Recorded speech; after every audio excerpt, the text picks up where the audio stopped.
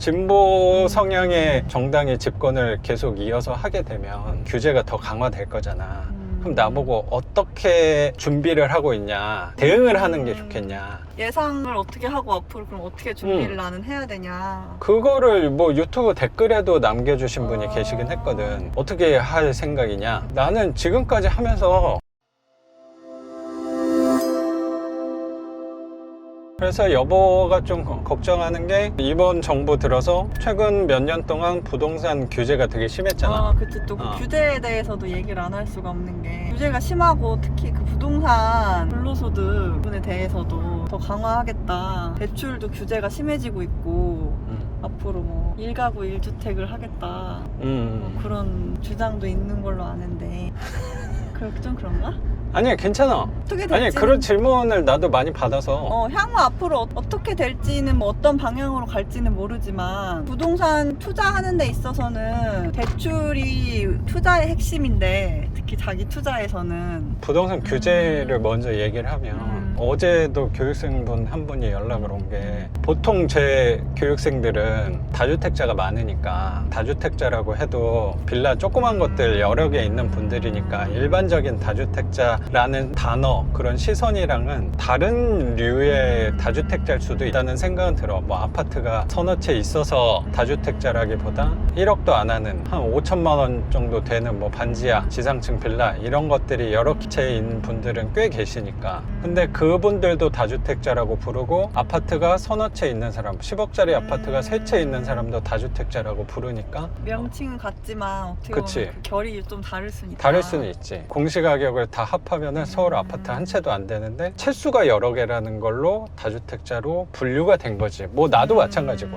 거기서 오는 추상적인 두려움이라는 생각이 난 좀 들더라고. 현재 다주택자에 대한 규제가 강화돼서 앞으로는 더 이런 규제가 심해질 건데 어떻게 해야 되냐라는 그런 얘기였거든. 근데 그 질문도 나는 그래서 되물었던 게 뭐냐면 그분한테 그러면 현재 다주택자에서 어떤 부분이 정확히 불편하냐고 내가 물어봤는데 사실 그런 게 없어. 막연한 거네. 그렇지. 그냥 지금 남들이 불편하다고 하니까 나도 불편해해야 하는 거 아닌가라는 생각까지도 나는 조금 들었던 것 같아. 나 같은 경우도 집이 여러 채긴 하지만 다 조그만 집들이니까 공시가격도 되게 적은 집들이란 말이야. 그래서 뭐 세금이 많이 늘었다거나 하는 부분은 거의 뭐 해당이 없다는 생각도 들어. 별로 영향이 크지 않지. 물론 아파트가 여러 개 있는 사람은 해당이 클 거야. 왜냐면 아파트는 공시가격이 최근에 많이 올랐거든. 시세도 많이 올랐지만 공시가격이 많이 올랐기 때문에 공시가격은 세금 기준으로 되는 거잖아. 그래서 세금도 많이 올랐겠지. 아파트 여러 개 있는 사람은. 근데 나는 세금이 많이 안 올랐어. 분명히 그 말은 뭐냐면 시세가 많이 오르지 않았다는 거거든. 근데 나는 시세를 보고 투자한 것도 아닌데 뭐 거기서 받는 월세만 생각하고 투자한 건데 뭐 시세가 오르지 않은 거는 별로 상관없고 시세가 오르지 않았으니까 당연히 세금 또한 별로 오르지 않았다. 하나도 오르지 않았다는 아니지만 거의 오르지 않았지. 별반 차이는 없지. 낡은 빌라이기 때문에 오히려 좋은 거네. 왜냐면은 세금 부분에 있어서는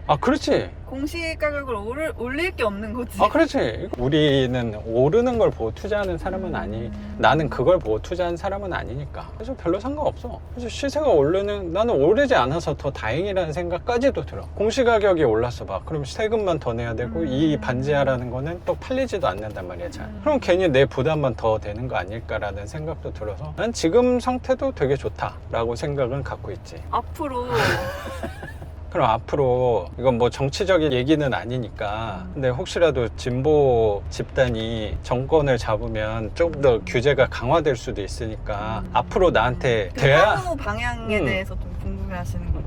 진보 성향의 정당이 집권을 계속 이어서 하게 되면 규제가 더 강화될 거잖아. 그럼 나보고 어떻게 준비를 하고 있냐, 대응을 하는 게 좋겠냐. 예상을 어떻게 하고 앞으로 그럼 어떻게 준비를 나는 해야 되냐. 그거를 뭐 유튜브 댓글에도 남겨주신 분이 계시긴 했거든. 어떻게 할 생각이냐. 나는 지금까지 하면서 앞으로 어떻게 움직일 거니까 나는 요 방향으로 가야지라고 생각하고 온 적이 단 한 번도 없거든. 내가 지금 서울에 아파트 값이 굉장히 올라갈 거니까 그리고 서울에 빌라 단지가 아파트로 재개발될 걸 알아서 내가 지금까지 반지하를 한 게 아니거든. 그런 분위기에 내 부동산들이 좋아 보이게 된 것 뿐인 거지. 항상 노력하는 게 어떤 거에 대해서 준비를 해놓는 사람은 좀 아닌 것 같아. 내가 예측한 거에 맞춰서 미리 움직여야겠다라고 생각은 별로 안 하면서 지금까지 왔거든. 그거를 내가 경계하는 이유가 뭐냐면, 나도 이 부동산 시장에 오래 있다 보니까 자꾸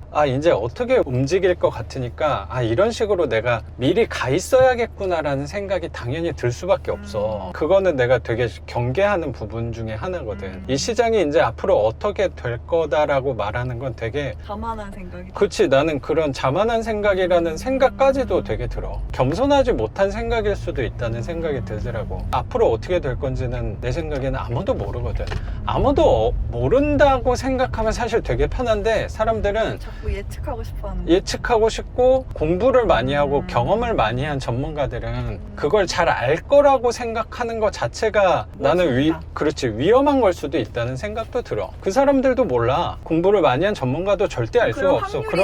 그렇지. 확률은 말 그대로 진짜 확률이거든.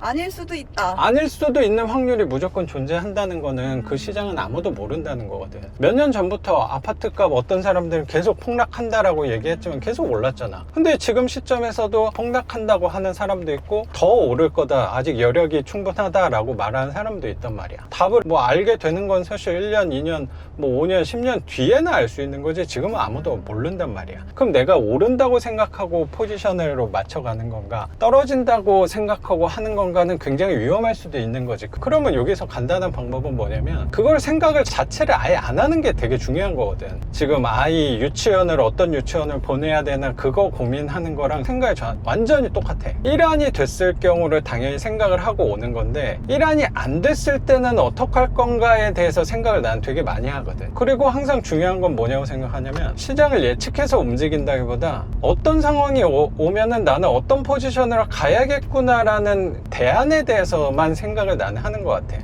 올라갈 경우는 이 포지션으로 가야겠다, 떨어졌을 때는 이 포지션으로 가야겠다라고 생각하는 게 나는 투자자라고 생각하거든. 이거는 투자자여서라기보다 삶에 대한 자세가 나는 그런 것 같아. 큰 틀만 갖고 가는. 그렇지. 아이 유치원, 우리가 보내고 싶은 유치원이 되면 좋지. 근데 안 됐을 경우도 있는 거잖아. 그러면 대안으로 그 옆에 유치원으로 해야겠다라고 생각하는 거랑 똑같은 거지. 그래야지 마음이 덜 불편할 수 있다는 생각이 들더라고. 왜냐면 예상한 대로 세상이 흘러가지 않거든. 그거는 나였기 때문에 예상한 대로 흘러가지 않는다? 이건 아닌 것 같아. 여보도 마찬가지인 것 같고, 예상대로 되는 것도 있지. 근데 예상대로 되지 않는 것도 있잖아. 나도 마찬가지야. 그럼 전문가라고 다를까? 전문가도 생각한 대로 되는 경우도 있지만 생각한 대로 안 될 때도 있잖아. 그럼 여기서 더 유명한 전문가를 찾는 것보다 됐을 때와 되지 않았을 때 대응을 생각하는 게 더 현명한 거 아닐까라고 난 생각을 갖고 있어. 그래서 진보 정당이 집권을 하든 나는 그에 맞춰서 가면 되고, 보수 정당이 집권한다 그러면 그거에 맞춰서 가면 된다고 생각이 들고, 항상 사람들은 규제, 정책 이런 게 나한테 다가왔을 때 보통은 한 가지 면을 되게 크게 생각하고 온다는 생각도 되게 많이 들거든. 무슨 얘기냐면, 진보 정당이 지금 집권을 하면서 보통 부동산을 하는 사람들은 지금의 정권을 그렇게 좋아하는 사람은 많지 않을 거야. 물론 나는 그런 감정은 없긴 하지. 좋다 안 좋다의 감정 자체가 아예 없지. 우리는 항상 맞춰가는 사람이니까. 이번 정부가 들어와서 보통은 부동산 하는 사람들은 안 좋다고 생각하는데, 한번 돌아서 생각을 해봤더니 내가 갖고 있는 집들은 사실 이번 정부에 들어서 제일 많이 올랐어. 시세도 분명히 올랐겠지. 월세도 올랐다. 월세도 엄청 많이 올랐어. 그러면 굳이 내가 이 정부를 그렇게 싫어해야 될 필요조차도 없을 수도 있는 거지. 그리고 내가 지금까지 경매를 하면서 가장 좋은 집을 가장 싸게 산 시기가 딱 작년 7월 10일 규제 터지고 나서 가장 좋은 집을 가장 싸게 샀단 말이야. 그때는 경매 시장에 아무도 입찰을 하지 않았으니까. 그럼 내가 이 정부를 싫어할 이유는 별로 없지. 근데 이 정부가 영원해라 라는 그런 얘기는 당연히 아니고,